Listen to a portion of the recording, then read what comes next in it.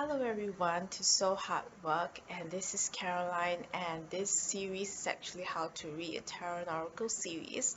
And in this short series actually we'll be getting into getting started. So a getting started series before we actually get into a technical reading on how to read the tarot and oracle. So hello everyone, I'm Caroline. This is So Hard Work. So in this session for today's lesson is actually about setting up your space, and I know we are actually into lesson 2 of getting started before we actually head into how to read a tarot and oracle series. So for today's session on setting up your space, setting up the space during your tarot and oracle reading is very big, and I find that it helps draw me into conducting the session with Divine Spirit and my spiritual family. And also when I actually a little intimate in the back scenes of how I actually work with other spiritual families too. So when I actually set up my space, a physical space, so here is an example, and I will also set up an energetic space. So in this physical space, it helps me get a focus and concentration, and helps me lay some foundation basis for myself, so I can better tune in with my spiritual family, divine spirit, any god or goddesses, and to your particular spiritual family as well. If one of you may be my client before, I will actually be doing it pre-doing it before your session, and I will actually be communicating with my spiritual family with yours, and I will always be working with divine spirit and the spiritual families involved. What's the best to bring forth for your highest good?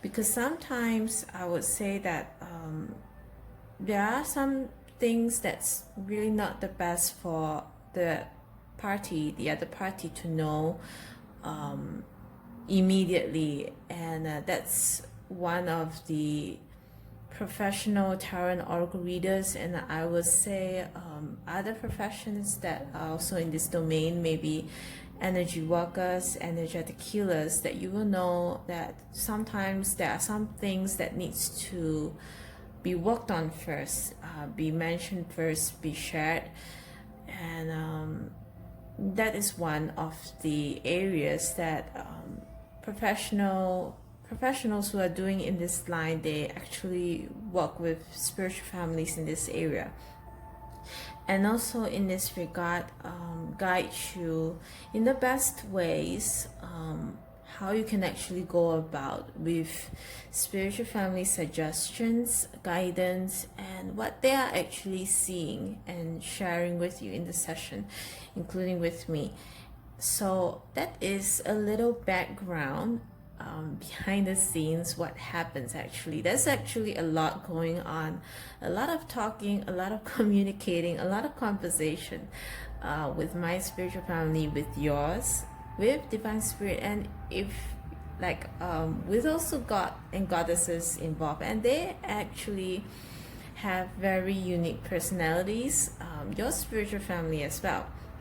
So there can be male spiritual guides of yours in your spiritual family, and there can be females as well, and they, I would say, have really unique personalities. So you can imagine a lot of background activity before I start your session, a lot of communication, and they speak really uniquely as well. So it's always very interesting, and this of course carries on when I do energetic work, energetic healing too. I would often see the same spiritual family be present, especially your main core spiritual guides who will be present during your energetic healing too, or energetic work that's being done, and they will assist me likewise when I do my tarot and oracle reading. So when I set up my physical space, they will be already present with me and communicating with me and etc. So that's in short a little detail about the interesting things that happens with spiritual family, with spiritual beings, spiritual guides. So back onto the topic of setting up your space. So this is an example of my space that I set up. It would not usually have a few elements, but I usually have my light over here. I find that it actually sets up the space really well, and for me, orange light helps to relax me. When I get into your session, I really want to be as comfortable, be as relaxed as possible, and that's where I feel I'm able to carry out the best of my ability during each session that I help you in. So orange light is really great for me. Sometimes I find that some people do really great where they have crystals in their space that they've set up as well, or it can be a meditative picture or a card, an encouragement card, depending on what really resonates with them. So one is my orange light. Second one is actually so this is a statue, God Poseidon. You can place if you have a statue or Buddha of a particular god or goddess, you can place them in your space. I find that Buddha statues helps to set that calming atmosphere and helps to bring you a level of being consciously aware spiritually as well when you do readings. And if you feel drawn to placing a Buddha statue in your space, then please do so. I find that for people whom I read, my clients, it helps to set them in the mood, relax them, soothes them, and calms them. And that for me, it's really important. I find that's what really brings through a session, not just the reading, but the space is important as well. So secondly, let me set this down. I will have my deck of cards, but usually they would be open and they will be ready to use, shuffled, ready to use, and laid. So I usually have my go-to cards with me, and they would be already be selected. So I will usually